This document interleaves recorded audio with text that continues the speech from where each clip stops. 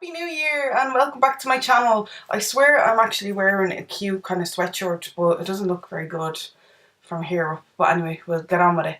I am starting 2017 with a blank face because I wanted to go through the makeup products that I was loving in 2016 and slap them on my face. So I'm going to go through like the products that I was reaching for the most throughout the whole year, and I'll hopefully cover all the bases. So if you want to see me put makeup on this face, just keep watching. So I will start out with primer because without primer my makeup life wouldn't be worth living with my oily skin. So the primer that I've been reaching for the most in 2016, I have dabbled in other ones, but this has kind of been the main OG of 2016. And this is the Hylamide HA Blur, and it's a prismatic blur and surface hydrator. So this is like, it feels like it has silicone in it, but it doesn't. So it comes out and it looks a bit like that. It looks a bit like skincare, but what it does is it feels it's hard to describe. It feels like suede. That's a really bad explanation, but it's really good at kind of blurring out imperfections and large pores, which I have a lot of. But it also contains hyaluronic acid, so it's kind of skincare for your skin as well. So yeah, it's like the best of both worlds, and it's a really nice primer, and I think it would do for both oily combo, well there's three, oily combo and dry skin, because it doesn't feel tight or dry on your skin either, but it still kind of keeps the shine at bay for me too. Then for foundation, it's a no-brainer. It's the L'Oreal Infallible 24-Hour Matte. This has been my ride or die. It still is. I'm on my third bottle of it, so that's saying something since I use so much makeup. I bloody love this stuff. It does a great job of covering, of mattifying without looking too matte, and it lasts really well throughout the day. So I have the shade Vanilla, and I'm going to use, I have been using a sponge a lot, but over the last couple of months I've been reaching for the Zoeva Silk Finish brush, so I'm going to use that to apply this onto my skin. And I like this. This is a new bottle, so this is very exciting. But it has like a tipped applicator, so you can kind of draw it on. So if you don't want to be dispensing it, or you're just lazy like me. So I usually go in for a couple of layers, but it blends in really quickly. There's not much messing about with it. And obviously you can go in as light or as full on as you want. I'm kind of going to go for medium full on, I think. So I'm kind of normal everyday makeup life. I've been using the, what's this called? The Maybelline Instant Age Rewind. This is in the shade Light, which is a little bit dark for me, but it's peach toned, so it's good at colour correction. I'll let the top fall. Never mind, I'll pick it up in a minute. So after foundation, I usually do this step. Yeah, as you can see, I've used a fair amount of this throughout the year. I was a bit dubious of this at first, but I just kind of had to find the way that it worked best for me, and this is definitely it, and it blends like a dream. Oh, and I'm using the 110 Shape Face brush by Zoeva, which is another love of 2016. So normally next in my routine is brows. My brows have had a bit of an awakening in 2016. They're by no means perfect, but they've definitely come a long way. So hopefully in 2017 they'll come even further. But for probably like the whole of this year, I've been using the NYX Micro Brow Pencil. It's in the shade Ash Brown, which is cool toned. So I think I'm on my third one of these. They do run out quite quickly, but it's a great brow pencil, and you don't have to do much to make it work. I usually kind of hold it quite far back, a bit like a paintbrush I suppose. And so I use this first, and then I go over it with a brow powder. So I hope you had a lovely Christmas and New Year. Mine was very low key. Just really spent it with my family, with my brother and John and my mum. We just chilled out, but it was very nice indeed. And I did eat my weight in cheese, so I started back in the gym yesterday, so I'm a little bit sore, but I'm very proud of myself that I went back because I'm not great at sticking to things. But I had started to see a difference in my body shape, so I want that to happen again because Christmas definitely undid any good work I did. So I mainly use the brow pencil in kind of the tail of my brow, then comb it through. And then I use, again, something that I've been using for the majority of the year, the Freedom Duo Brow Powder in soft brown. And I usually tend to kind of use the lighter one, but if I need more definition, I'll mix both of them. I think your brows depend on the mood that you're in. Like sometimes you're in the mood for a full-on brow and sometimes you just couldn't be arsed. Or maybe that's just me. And then I use whatever's left on the brush to kind of feather through the front. This one needs a little bit more help. But sure, they're sisters, not twins. And then I've been using, just because I had it here, this has only been the last few months, I have been using the Brow Quickie by Too Faced. But this is the Archery Brow Pencil by Soap and Glory, and it comes with a clear brow gel, and I've just been quite enjoying this, so I've been using this in the latter part of the year to set them in place. So for eyeshadow, again, another no-brainer for me. I've been using the Balm Put a Lid on It eyeshadow primer. This has taken over from the Urban Decay primer potion for me, and I love it. It's nearly like a gel, so it's very malleable and it doesn't take a lot to kind of spread over the lid. If you're looking for a colour correcting primer, this is definitely not it, but if you're looking for something to make your shadows last all day, this will definitely do the job. And I've been using, I had two like little testers and I'm just onto the second one now, and yeah, like a little goes a long way, you don't need a lot. So for eyeshadows, again, this is going to be a no-brainer if you kind of read my blog or anything, but it has to be the Urban Decay Naked Ultimate Basics palette. It's a bitch to say, and I can't say I use every shade in this palette, but I've been picking this up literally every day. Not to use specifically on its own, but to kind of do an crease work or a highlight in the brow bone as well, because I love the brow bone highlight in this. So had to be used. So I'm going to take the yellowish shade called Pregame, and I'm just going to put this in the crease of my eye to kind of set the primer. And then clean off that brush and take Blow, which is the satin like vanilla shade, and use that on the brow bone. It's just a real soft shine. I like a bit of a shimmer on my brow bone. For the crease, what I usually do is take Commando and Tempted, which are these two up here.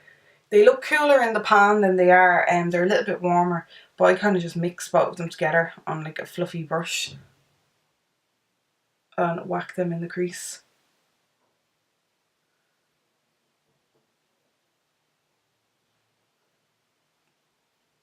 They don't take much work on these shadows, which is good. And then obviously I could stick with the one palette, but I usually use a shimmer on the lid. So this is a palette that I've been reaching for lots over the past few months, and it's the Sleek Makeup Rockstars Collection Diamond in the Rough palette, which looks a bit like this, and it's all shimmery. It has two cream shades, which I don't really dip into that much, but the shade in particular that I really like is this one here, and I don't have the inlay of it anymore, so I'm not quite sure of the name, but I do have a review of this on the blog. So I usually just take my finger, and it's like a light gold champagne shade, and I just put a wash of it over my lid. This is the kind of makeup that I do when I don't want to think too much about it. So I would suppose I would call it my go-to. So I don't apply the colour too intensely, just kind of enough that there's a shine on the lid. And then I'll take the brush that I was using, and then I'll go back into the Naked Ultimate Basics and then 2 shades, and kind of just go over. Make sure there's no harsh lines. And if I'm feeling really fancy that day, I might go into Faith or Lockout, which are down here and a little bit more warm. I'll dip into Faith, that's the lighter of the two, and I'll put a little bit down here as well. But this is really simple makeup, obviously. So for a lot of this year, I've been using the Colourpop liner in Get Paid in my waterline, but it's all gone now and it's very sad. So the next kind of in line, get it? The next liner that I would like, I repurchased this so many times. This is the Rimmel Exaggerate eyeliner in Rich Brown, which is just a matte rich brown. So I use this on my top lash line as well, but I think I'm just going to run this in my waterline, on my top waterline, because this is what I would normally do. You have to layer it up a couple of times, but it does last really well. For me, I can't do my makeup without curling my lashes, and this, I think this deserves a mention. This is a €1.50 eyelash curlers from Penneys, and it's not half bad. I'm not saying it's as good for curl as my Shio Mura one, but it's a hell of a lot cheaper and it does the job. Don't know why I put my pinky up when I curl my lashes. For mascara, I've had a major love affair with the Fairy Drops Scandalise mascara. This stuff is bloody brilliant. It coats the lashes, it gives them volume, has little fibres on it that make your lashes longer. It lasts all day, it doesn't smudge, and it's just bloody awesome. But mine is just about dried out, so I'm going to use my kind of second in command, which isn't as good on the bottom lashes, but it's still a bloody good mascara, and it was only €4.50. This is, they've changed the name. When I first got this, it was called Glamour Doll, but now it's called the Catrice Glam Doll, and it's a waterproof mascara. And this is a new one, so it's all nice and shiny. But yeah, if you have shit lashes, which I do, and you need a mascara to hold the curl, and you don't want to spend a fortune, or even if you have a fortune to spend, this is a really decent mascara. What a difference a few coats of mascara makes. I think it's probably one of my favourite parts of makeup. Then for concealer under my eyes, I've already used the corrector in the form of the Maybelline eraser. So I've been using the Too Faced Born This Way concealer. This is in the shade Very Fair. This is a great brightening concealer. It doesn't cover as much as I would want it to, but I love it for going over a colour corrector. And it's really easy to blend, and you can really, like, you can put tons of it on and it doesn't kind of look caked on. So I'll just use that to clean up under my eyes and brighten things up a little bit. For face concealer, nothing has changed. I use the MAC Full Coverage Foundation. As you can see, I'm in need of a new one, but I love this stuff and I've repurchased it so much. So I haven't really used anything new in the last while that works as good for me. So I just kind of plop that on right everywhere. And then I do a little bit of contouring. So this was a great little find. Well, it wasn't a find. I got it in a goodie bag. But this is the Wet n Wild dual ended contour stick, and I love the cream contour in it. And I use this a hell of a lot. I just kind of add a little splodge of it on each cheek, and then use like either my sponge or my foundation brush to blend it in. And if I do want to do some brightening under the eyes, or more brightening, I will use the highlighting side, and it works really well too. And I think it's about $4.50, which isn't bad at all. For under my eyes, I usually keep things matte, and this, I keep saying this year, it's 2017 now. Throughout last year, I was quite enjoying kind of doing a more smoky under eye. So I usually just take one of these shades, or perhaps a mix of both of them, and just kind of whack a load under my eyes, really. No rhyme or reason. I do enjoy a bit of warmth though, because for a long time I was only wearing kind of cool tone shades. And then a bit of mascara on the bottom too. I smudged it. To be fair, I probably do every time. I don't have the patience. For bronzer, I've been using pretty much exclusively, again I've dabbled in others, but I keep going back to this and it's broken now, so I'm going to have to use a different one. But this is the H&M. It is the Sheer Tan Solar Flare Bronzing Powder, and I think this has a name. Oh, I think the name is Sheer Tan, but I broke it, as you can see. I think I had it in my handbag or something. So yeah, I might have to whack out another one for 2017. But for now, I will use this. But as the name should suggest, it does give quite a sheer bronziness to the skin. It's matte, so you can kind of whack it on everywhere and you don't have to worry. I actually bought this in Oslo in January of 2016, so I have officially been using it a whole year. And because I have chubby chops, I do like to go in with a bit of contour powder as well. And this one is on its last legs, but it's my absolute favourite. It's the Kevyn Aucoin Sculpting Powder in medium. And I let it fall and a load of it broke. But I still have enough to use. And I do have a big giant spot where I would put contour, so I have to be careful. But this is just the best contour powder. For blush, it's mostly been, like, again, I've used other ones, but I keep going back to this one. This is the Max Factor Cream Puff Blush in Nude Mauve. And I have the Hourglass version of this in Mood Exposure, but I actually think I prefer this. Mood Exposure is a little bit more orange, and this one is a bit more forgiving on my kind of pinker skin. And I just love the formula of these and the finish and how they apply. They're awesome blushes. But this colour is kind of browny, but in a nice way, I promise. But like, yeah, if you're wanting to kind of build up your makeup and do a bold eye or bold lip, this works really well. But it also works really well for kind of any makeup look, really. My powder choice is a no-brainer as well. It's the Kryolan translucent powder. I've been using this throughout the whole year. It's just translucent powder. So I use this to set my whole face. Ooh, it's going everywhere. I would usually use a damp sponge, but I'm not using a sponge today. But yeah, I just kind of press a load of it into my skin. And it's great at, like, if you've any, like for me, like my pores around my nose are still somewhat on show, but this kind of covers over them and makes them look less apparent.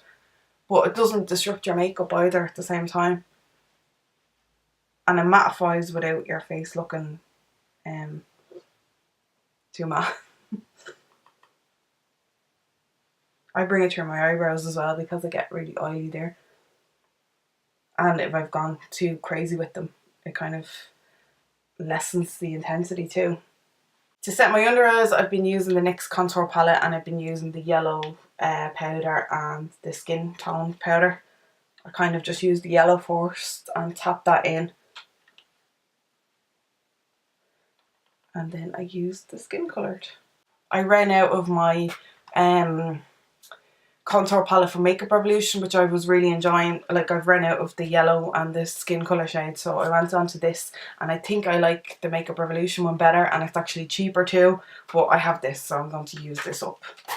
For highlighter, there was a few choices, but I thought the Solstice palette by Sleek deserved to be the one I show, because I do pick this up an awful lot. I just used the kind of peachy shade, but it's definitely a good buy for 2016. I can't believe it. I put buying this off for ages because there was so much hype around it. But the hype is true. And I'll usually just use this to highlight my inner tear duct as well. Then to set everything, it's a no-brainer. It's the L'Oreal Infallible Fixing Mist. I think this is my 4th bottle of this. It's only new. I haven't actually used it before, so this is very exciting for me. Then the final thing is lips. So 2016 is summed up in Whirl by MAC for me. I have just reached for this so much. This and probably Rimmel's East End Snob, but I ran out of that and I wasn't able to find it.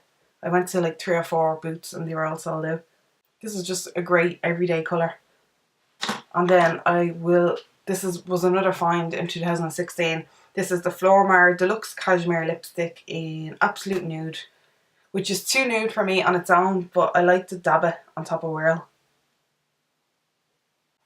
And it gives me a nice nude lip, which in 2016 I definitely rediscovered because I wasn't really a fan of it for a long time, but I'm definitely back on the nude lip bandwagon. And that's the makeup done. So there you have my makeup year in review, all on my face. This is just my go-to makeup when I don't want to think about it, but I do want to slap the slap on. And this video actually is like my year in YouTube review as well, because my New Year's resolution last year was to give YouTube a bash and make a couple of videos and see how I did, because I love watching YouTube videos myself. And it's been slow by all means. There's not a hell of a lot of people watching these videos, but I really appreciate people taking the time to click and subscribe and watch and like and interact. It really, really does make my day. So if that's one of you, thank you so much. I really, really appreciate it, and hopefully I will get better in 2017 and maybe branch out a little bit more. So as always, thanks for watching. I really, really appreciate it, and I'll talk to you soon. Bye bye.